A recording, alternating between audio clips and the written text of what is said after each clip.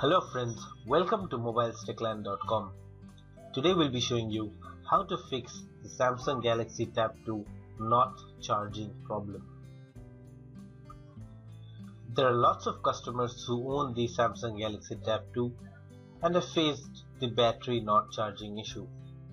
There will be a cross sign on the battery icon as well. This is because you're not using the right adapter that comes with the tablet. There are two types of chargers. The first one is a Samsung charger and the second one is the LG charger. Solution is to use the Samsung charger and not the LG charger that comes with the tablet. There are many Samsung Galaxy Tab 2 buyers who have got the LG charger with their tablet.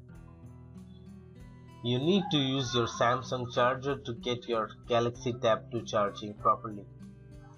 If it still does not work, you need to connect the USB port to a laptop and then you will find the Samsung Galaxy Tab 2 to be charging normally and be working better than before. That's pretty much it. I hope this helped. Thank you for watching. Don't forget to subscribe to our YouTube channel. Thanks and have a great day. Goodbye.